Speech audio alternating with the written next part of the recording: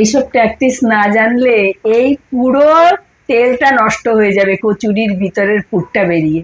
শুটের আগে সকালের ব্রেকফাস্ট তৈরি হচ্ছে, তো দেখাই চলুন যে আজকে স্পেশাল ব্রেকফাস্ট শীতের শেষ বেলায়। এখন আমরা কড়াইশুটির কচুরি খাচ্ছি, মানে এটাই বোধহয় শেষ, মানে এই সিজনের শেষ। তো অপেক্ষাকৃত কম বার হয়েছে, তাও 3-4 বার হয়েছে। তুই এই প্রথম দেখলি অবশ্য। আমি খাইনি।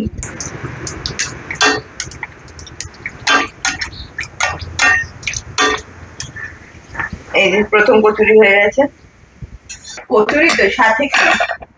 সাথে বাবা কিছু খায় না তো কচুরির সাথে, শুধু চায় আর কচুরি। মানে কচুরির সাথে আমাদের বাড়িতে সব নেই। হ্যাঁ, কালকে না পরশুদিন করেছিলাম।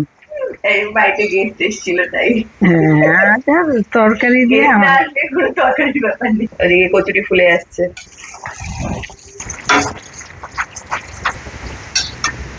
এই সুন্দর ফুলে গেল, একেবারে লুচির মতো। আর এখানে হচ্ছে আজকে রেসিপি হচ্ছে আর মাছের রেসিপি। কচুরি দিচ্ছে আর ফুলে উঠছে, কচুরি দিচ্ছে আর ফুলে উঠছে, কোনো মিস নেই। 5 নম্বর কচুরি ফুলে গেল। 6 নম্বর কচুরি। এই যে এই কচুরিটা 7 নম্বর। এই যে ফেটে গেছে, এইটাতে যদি ফোলাতে হয় তাহলে এখানে একটু ময়দা গুলে লাগিয়ে দিতে হবে। ঠিক আছে, তোমাকে এখন আর আমাদের তারা আছে। না না, আমি ওইভাবে, তেলটা নষ্ট হবে না। এখন ইন্টারনেট একটু ময়দা গুলছে আলাদা করে।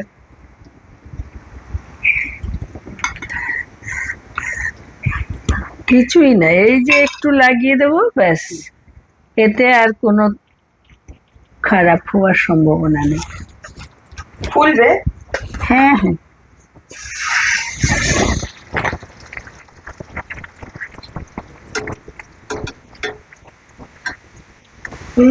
ফুলে গেল। এইসব ট্যাকটিস না জানলে এই পুরো তেলটা নষ্ট হয়ে যাবে কচুরির ভিতরের পুরটা বেরিয়ে।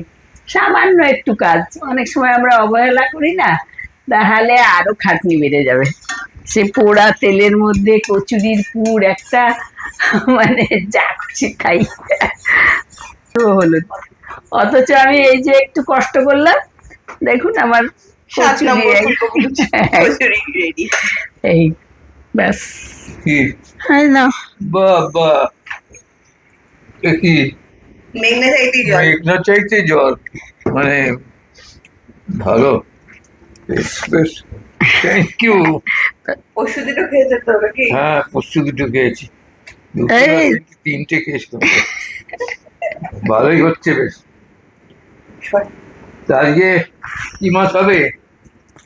কি মাছ খাওয়াবো? তুমি ওই দিনই খেতে চাইছিলে না, আর মাছ খেতে চাইছিলে। হ্যাঁ, বললাম তো চিরাচরির ছেড়ে বেশ খাওয়ার ছিল একটা ভালো।